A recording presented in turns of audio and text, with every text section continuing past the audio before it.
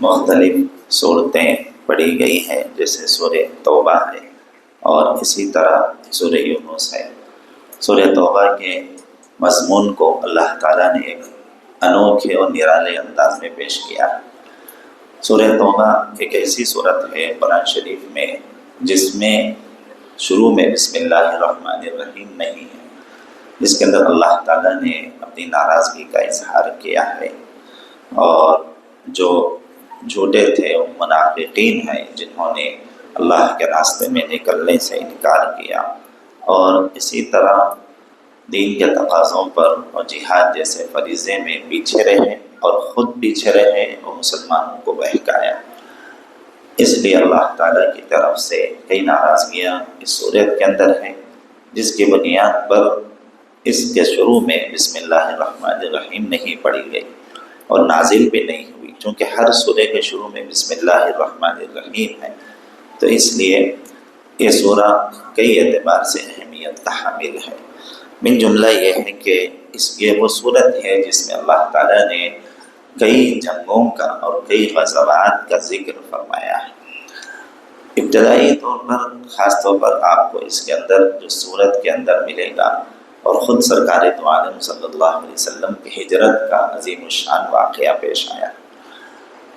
ہجرت کا معرکہ مکہ مکرمہ کی زندگی میں تکلیفیں اٹھانے کے بعد پیش آیا۔ ایک ہجرت وہ ہوئی ہے جو حبشہ کی طرف ہوئی ہے، افریقہ کے ملکوں کی جو ہجرت ہوئی ہے، جہاں پر چند مسلمان ہجرت کرے پھر واپس وہاں سے آ گئے، نصرت بھی ملی الحمدللہ، مدد بھی ہوئی، مگر یہ مکمل ہجرت نہیں تھی جو ہجرت اسلام کہلاتی ہے۔ ہجرت اسلام وہ ہے جس میں خود سرکار دو عالم صلی اللہ علیہ وسلم نے ہجرت کی، اور آپ سے پہلے کئی صحابہ کرام کو حضور نے ہجرت کا حکم دیا، اور مکہ مکرمہ چھوڑ کر یہ لوگ مدینہ منورہ کی طرف تشریف لے گئے، جس کی طرف پچھلی آیتوں پچھلی صورتوں میں بھی اشارہ ملا ہے۔ خود سرکار دو عالم صلی اللہ علیہ وسلم اللہ کے راستے میں نکلنے اور ہجرت کے لیے تیار ہونے کے لیے اور کوچ کرنے کے لیے اللہ کے حکم کا انتظار کر رہے ہیں۔ آپ نے پوری تیاری کر رکھی اور صحابہ کرام کو ایک ایک کر کے روانہ کر دیا، اور جو امانتیں آپ کے پاس کفار و مشرکین کی رکھی ہوئی تھی اور منافقین کی رکھی ہوئی تھی، باوجود یہ کہ حضور کے اخلاق، معاملات کی صفائی، زبان کی سچائی، اس کے باوجود بھی لوگ حضور سے صرف اور صرف دین کی بنیاد پر اور مذہب کی وجہ سے نفرت کرتے، ورنہ آپ کی امانت داری، زبان کی سچائی، معاملات کی صفائی اور بھروسہ، اعتماد اتنا تھا کہ ان کو خود اپنی اولاد اور اپنے خاندان والوں پر نہیں تھا۔ وہ حالت تھی مکے کی، اپنے بیٹوں پر، اپنے خاندان پر، اپنے سگے بھائیوں پر ان کو بھروسہ نہیں تھا جتنا حضور کی ذات عالی پر تھا، کہ آپ کھڑے کھڑے تھے معاملات کے، اور آپ نے دنیا دیکھا تھا نبوت سے پہلے، ملکوں کا سفر کیا اور بڑے انٹرنیشنل لیول پر آپ نے بزنس کیا، تو مکی دور جو بزنس کا تھا اس بزنس کو آپ نے اپنے بزنس اور سنت تجارت کے ذریعے سے زیر کر دیا۔ آپ کے سامنے گھٹنے ٹیک دی تجارت اس زمانے کی، آپ کی جو ہے فراست، آپ کا فہم اور آپ کا جو ہے بیچنے کا طریقہ، خریدنے کا، ڈیلنگ کا انداز، اس کی وجہ سے بڑے بڑے عرب تاجر آپ سے معاملہ کرنے کے لیے فخر محسوس کرتے۔ اس زمانے کے ملٹی بلینئرز جو ہیں حضور سے بزنس کرنے، ڈیلنگ کرنے کے لیے، لکھائی پڑھائی کے لیے، معاملات اور مال دینے اور لینے کے لیے حضور سے معاملہ کرنے کے لیے انتظار کرنا پڑتا تھا کہ صاحب آپ ہمارا مال لے کے جائیں، ہمارا مال بیچیں، آپ لے کر آئیں، لے کے جائیں۔ یعنی ایک ایسی قبولیت اور ایسی شہرت ملی آپ کو زمانے کے گلف میں اور زمانے کے عرب ممالک جس کو خلیج کہا جاتا ہے، اللہ نے وہ شہرت آپ کو نبوت سے پہلے ہی کر دی، اور آپ کی قبولیت اور آپ کی محبت اور آپ کے جو ہے اعتمادی کو اور آپ کے بھروسے مند ہونے کو نبوت سے پہلے ہی لوگوں کے دلوں میں بٹھا دیا۔ یہ تھا اصل مقصد۔ اور پھر جب آپ کو نبوت ملی تو جو فیلنگس تھی وہ ہر زمانے میں رہی، ہر پیغمبر کے ساتھ رہی، حضور کے ساتھ کوئی نیا معاملہ نہیں رہا۔ اس زمانے بھی مسلمان سے محبت سب کرتے ہیں، لیتے دیتے ہیں، مگر دشمنی ہے تو مذہب کی، اور کیا دشمنی ہے؟ سب کچھ بھی نہیں ہے مسلمان سے۔ مسلمان کی ٹوپی دکھی تو جھکتا، کرتا پیجامہ دکھا تو جھکتا، ان کو جو ہے نماز کو آنے والے جھکتے، مسجد کی اذان چلتی، نماز چلتی اور دین کی باتیں جو وہ کھٹکتی، ورنہ کھاؤ پیو ایسے انسان کیا ہے بولے تو بہت خوش خوش ہو جاتا۔ تو یہ تو ہر دور میں رہا، کوئی نئی چیز نہیں ہے۔ تو اس لیے سرکار دو عالم صلی اللہ علیہ وسلم کو حالات سے مجبور ہونا پڑا اور آپ وہاں سے نکل پڑے، مکہ مکرمہ آپ کو چھوڑنا پڑا، اور آپ وہاں سے جو ہے حالات، چاہے تو آپ حملہ کر سکتے تھے، مگر آج آپ کو جو ہے مجبور کیا جا رہا تھا مکے سے نکلنے کے لیے، جو آپ کا آبائی وطن ہے، نیٹو پلیس ہے، آپ کا ددیال ہے، ساری چیزیں ہیں۔ آپ نکلتے ہوئے یہ جملہ کہتے ہوئے گئے ہیں کہ اے مکہ میں تجھ سے محبت کرتا ہوں، روئے زمین پر سب سے زیادہ میں تجھ سے محبت کرتا ہوں، اے کعبہ میں تجھ سے محبت کرتا ہوں، اور ایک دن وہ آئے گا کہ اللہ مجھے فاتحانہ طریقے سے مکے میں داخل کرے۔ حضور نے اس کی خوشخبری پہلے ہی دی تھی، آپ نے اس کی اطلاع پہلے ہی کر دی تھی۔ اور شعیب اور جو ہے عثمان الشعیبی جس کے پاس خانہ کعبہ کی چابی تھی، آپ نے جب مانگی اس سے 2 رکعت نماز کعبہ شریف میں پڑھنے کے لیے، تو اس نے دینے سے انکار کر دیا کہ آپ اس وقت مکے کے اندر کعبے میں نماز نہیں پڑھتے۔ تو حضور نے وہ تاریخی جملہ کہا، آج چابی تمہارے ہاتھ میں ہے اور میں سامنے ٹھہرا ہوا ہوں، ایک دن آئے گا کہ چابی میرے ہاتھ میں ہوگی اور تم میرے سامنے کھڑے ہوئے ہوں گے۔ وہ واقعہ ویسا ہی ہوا۔ سرکار دو عالم صلی اللہ علیہ وسلم ہجرت کر کے چلے گئے، اور آپ نمی آنکھوں کے ساتھ آنسو بہاتے ہوئے اللہ کے گھر سے نکلے، مگر آپ کو جب نکلنے کی اطلاع ملی، آپ جو ہے بڑے ہی رازدارانہ طریقے سے نکلے۔ فجر سے پہلے آپ نے نکلنے کا ارادہ کیا اور اپوزٹ ڈائریکشن پر نکلے۔ حضور مدینہ جس طرف ہے اس راستے پہ نہیں نکلے، مدینہ منورہ کی مخالف سمت میں اپوزٹ ڈائریکشن میں آپ نکلے۔ دشمن مدینے کی طرف نکلے حضور کو ڈھونڈنے کے لیے، چونکہ صحابہ کرام پورے چلے گئے تھے مدینے کے، تو عام ذہن یہ بنا کہ جو بھی نکلے گا وہ مدینے کو جائے گا۔ اس وقت مدینے کا پرانا نام جو ہے یثرب تھا، تو یثرب کی طرف جائے گا۔ تو ہر آدمی، ہر دشمن کو یہی لالچ تھی کہ حضور کو اگر نعوذ باللہ پکڑنا ہے اور آپ کے ساتھ جو مسلمان صحابہ کرام ہیں ان کو گرفتار کرنا ہے تو اسی راستے پر، اور لالچ بھی کتنی تھی، ایک جو ہے ایک روایت کے اندر 1000 اونٹ، ایک کے اندر 1,00,000 اونٹ، اور ایک روایت میں 100 اونٹ۔ 100 اونٹ بھی اگر کسی کو مل گئے تو بہت بڑا مالدار بن گیا۔ اور مکے کی پراپرٹی اور خوبصورت عورتوں سے شادی اور جائیداد کی جو ہے فراوانی، کئی چیزوں کے مالک تھے۔ تو اب وہ سوچتا ہے کہ بھئی یہ تو آسان ہے حضور کو پکڑ لینا، نعوذ باللہ کیا بڑی بات ہے، ہمارے درمیان رہنے والے آپ کی نرمی، آپ کی گفتگو سے یہ سمجھ بیٹھے بے وقوف ظاہری اعتبار سے کہ حضور کو پکڑ لیں گے اور نعوذ باللہ حضور پہ حملہ کر لیں گے۔ یہ نہیں معلوم کہ زمین و آسمان کا غیبی نظام حضور کے قدموں میں پڑا ہوا ہے، ان کو نہیں معلوم۔ ملائے اعلیٰ فرشتے جو ہیں آپ کے پیچھے صفیں باندھ کے کھڑے ہوئے ہیں، ان کو نہیں معلوم ہے کیا غیبی نظام اور کیا تکوینی نظام اور کیا جو ہے اللہ کا غیبی جو ہے نظام حضور کے پیچھے ہے۔ اس کی آنکھیں نہیں بند تھی نا، معلوم نہیں تھا حقیقت۔ تو جب آپ وہاں سے نکلے تو اس لالچ کے اندر کفار مشرکین دوڑ پڑے راتوں رات کہ اب کیسے بھی حضور کو پکڑنا ہے، نعوذ باللہ کیسے بھی آپ کو جو ہے گرفتار کرنا ہے۔ تو اس لالچ کے اندر لوگ نکل پڑے اور آپ راتوں رات نکلے۔ حضرت ابوبکر صدیق کو اپنے ساتھ لیا اور کہا کہ ابوبکر نکلو، جس حکم کا ہم انتظار کر رہے تھے وہ اللہ کی طرف سے آ گیا، اور آج کی آیتوں میں اسی کا ذکر ہے، پورا واقعہ اللہ نے کھینچا ہے اس کو۔ پھر وہاں سے نکل کر آپ جو ہے اور مقام جو ہے اس پہاڑی کی طرف جس کو غار ثور کہا جاتا ہے، وہ پہاڑی آج بھی موجود ہے۔ آپ چڑھ کے دیکھو معلوم ہوگا کہ کتنی جو ہے سنگریلی اور کتنی پتھریلی اور کتنی سخت پہاڑی ہے، جس پر میرے اور آپ کے آقا کے قدم مبارک چڑھے۔ آپ کے پیروں سے جو خون نکلتا تھا، لہو لہان ہو گئے تھے آپ کے قدم مبارک۔ تو آپ ایسی حالت میں آپ کی اس کیفیت کو دیکھ کر حضرت صدیق اکبر جو آپ کے ساتھ تھے، رفیق غار، رفیق سفر کہا جاتا ہے، غار یار جسے کہا جاتا ہے، یعنی غار کے ساتھی، تو وہ آپ کے ساتھ ہیں۔ کہا اے رسول اللہ آپ میرے ساتھ ہیں، میرے ماں باپ آپ پر قربان، میں آپ کو اس تکلیف میں نہیں دے سکتا جس کے لیے دو جہاں کے بادشاہ ہے، اللہ کی مرضی جس کے ساتھ ہے، تو اللہ کا حکم جس نبی کے ساتھ ہے تو میری جان تو آپ کے قدموں میں حاضر ہے، تو ایسا نہیں ہو سکتا ہے رسول اللہ آپ نیچے کھڑے رہیں، میں راستہ صاف کرتا ہوں، دیکھ کر آتا ہوں۔ دیکھ کر راستہ صاف کر کے آئے اور پھر حضور کو اپنے کندھے پر اٹھایا۔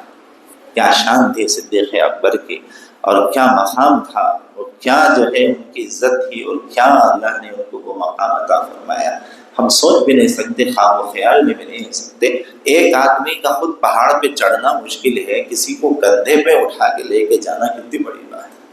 بہت بڑی بھی۔ عقیدت و محبت کی انتہا ہے، عقیدت کی محبت تھی جس کے ہم خالی جو ہے زبان کی جمع خرچ ہیں ہمارے پاس، خالی ہم عقیدت کا اظہار کرتے ہیں، وہ تو جانیں قربان کر دی۔ تو وہ لے کر جب پہنچے اوپر، اور پھر 3 دن تک پورے گھرانے صدیقی نبی کی خدمت میں لگا ہوا ہے۔ اللہ نے وہ شرف عطا فرمایا صدیق اکبر رضی اللہ تعالیٰ عنہ، اور ایک بیٹی جس کا نکاح حضرت اما جان عائشہ صدیقہ کا مکے کی زندگی میں ہو گیا تھا، وداعی مدینہ جانے کے بعد ہوئی تھی، اور دوسری بیٹی حضرت ابو صدیق کی اسما، وہ جو ہے اتنی سمجھدار اور اتنی عقل مند اور اتنی دیندار، حیادار، خدمت گزار۔ کتابوں میں آتا ہے کہ صدیق اکبر کے پورے صفات ان کے اولاد کے اندر تھے۔ پورا گھرانے نبوت صدیق، خرچ کرنے کا، خدمت کا، محبت کا، عقیدت کا، احترام کا، جان مال لگانے کا۔ تنہا حضرت اسما تقریباً جو ہے 9 سے 10 کلومیٹر مکے کے سفر کر کے پہاڑی پر چڑھتی، بکریاں ساتھ لے کے جاتی، اور مکہ مکرمہ میں حضور کے لیے جواری کی روٹیاں ڈالتی، اور ڈال کر جو ہے جو کی روٹیاں تیار کرتی، اور تیار کر کے کپڑے میں لپٹ کر پہاڑی پر چڑھتی، اور ساتھ میں بکریاں لے جاتی، اور برتن ساتھ لیتے تھے حضرت اسما کے۔ سمجھداری کا عالم یہ تھا کہ دشمن ان کے پیر کے نشان کو نہ پہچانے، وہ آگے چلتی، پیچھے سے بکریوں کو چلاتی۔ اندازہ لگے یہ سمجھداری کا کیا عالم تھا،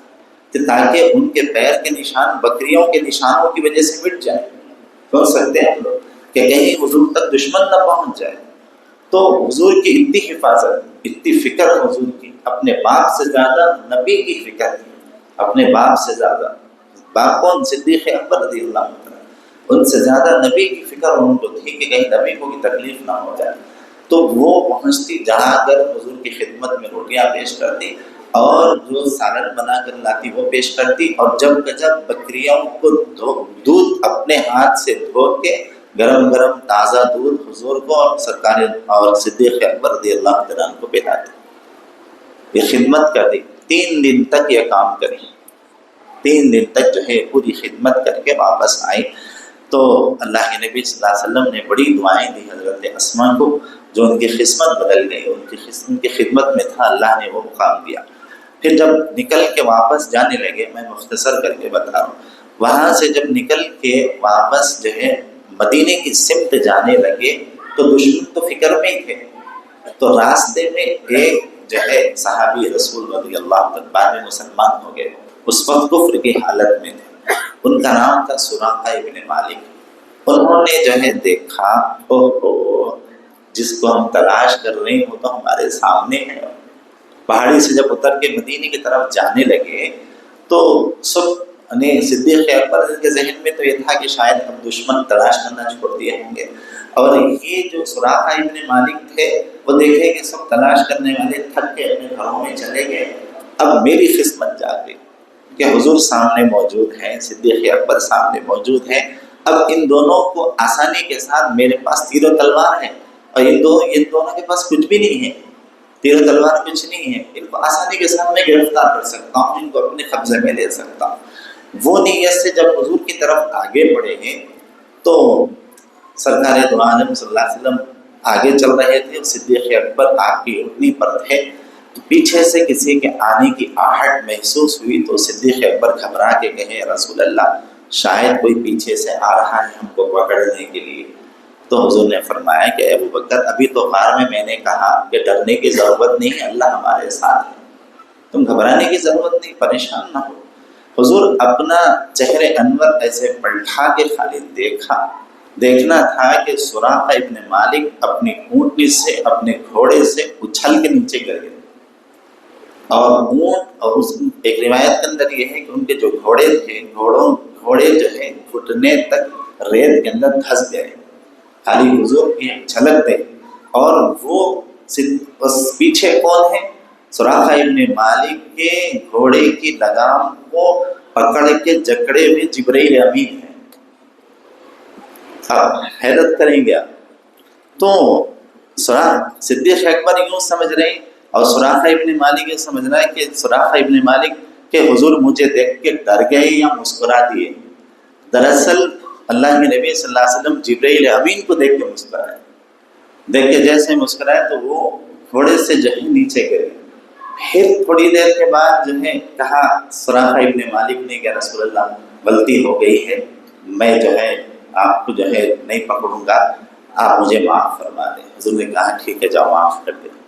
تھوڑا آگے جانے کے بعد پھر لالچ اندر سے، 100 اونٹ کوئی معمولی بات نہیں ہے، اتنا آسانی سے کیسے چھوڑو؟ انہوں نے کہا کہ پھر اپنے گھوڑے کو ایڑ لگائی، پھر بڑھانے کی کوشش کی تو وہ گھوڑا جو ہے زمین میں پیڑ تک دھس گیا، اب نکلنا مشکل ہو گیا۔ تو پھر جب اونٹے منہ گرے ریت پر، سر کو چوٹ لگی، جبرائیل امین نے جو دھکا مارا تو جو نیچے گرے، تو اس کے بعد کہا یا رسول اللہ اب مجھ سے نہیں ہو سکتا، فوراً کلمہ شہادت پڑھے، مسلمان ہو گئے۔ کہا یا رسول اللہ مجھ سے غلطی ہو گئی، کلمہ شہادت پڑھے، اور اس کے بعد کہا کہ آپ یہاں سے امن کے ساتھ سکون سے چلے جائیں، اب جو بھی ادھر مدینے کے راستے پر آئے گا میں اس سے یوں کہوں گا کہ اس راستے پر کوئی بھی نہیں ہے، تم لوگ اس راستے پر مت جاؤ، مدینے کے راستے پر کوئی بھی نہیں ہے، میں پورا راستہ دیکھ کر جاؤں۔ اور اس وقت ان کا وہ جملہ کہنا حضور کو اتنا پسند آیا، حضور نے خوشخبری دی اے سراقہ وہ دن کیسا ہوگا، یہ جملہ وہ دن کیسا ہوگا جس دن تیرے ہاتھ میں قیصر و کسریٰ کے سونے کے کنگن ہوں گے۔ میں آج دیکھ رہا ہوں وہ دن کیسا ہوگا اے سراقہ جس دن تیرے ہاتھ میں سونے اور چاندی کے کنگن، کہاں کے؟ قیصر و کسریٰ رومن امپائرز کے سپر پاور، ایران کی حکومتیں جب ٹوٹ کے گریں گی، سپر پاور طاقتیں، وہاں کا جب خزانہ آئے گا اسلامی حکومت مدینہ منورہ میں،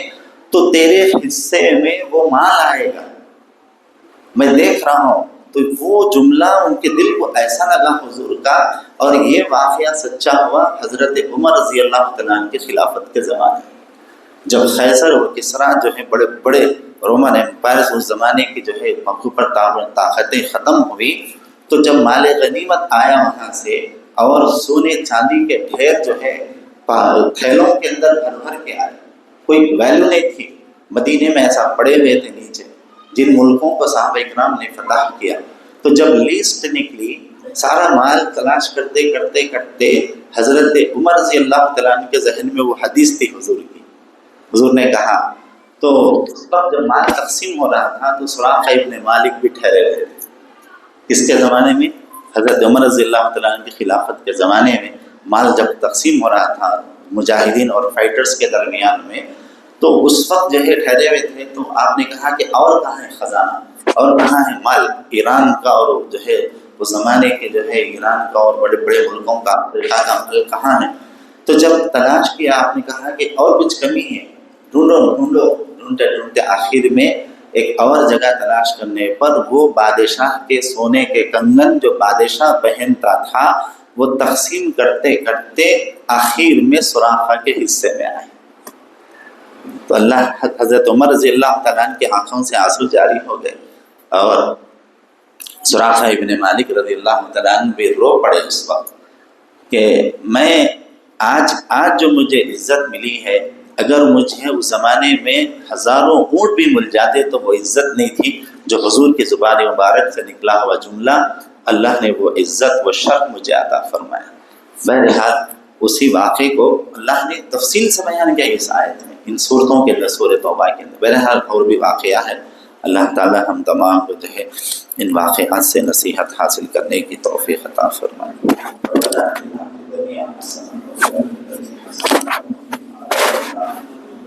اللہ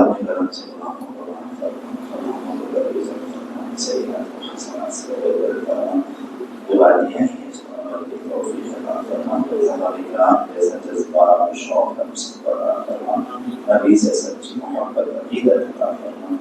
گھرانے صدیقی جیسا جذبہ ہم سب کے گھرانوں کو عطا فرما، مردوں کو، عورتوں کو، بچوں کو، بچیوں کو، بوڑھوں کو، سب کو اے اللہ ہم سب کو صدیق اکبر کے نقش قدم پر چلنے کی توفیق عطا فرما۔ وہ جذبہ، وہ حوصلہ، وہ درد، وہ محبت، وہ عقیدت ہم سب کے دل میں پیدا فرما دے۔ صلی اللہ علیہ وسلم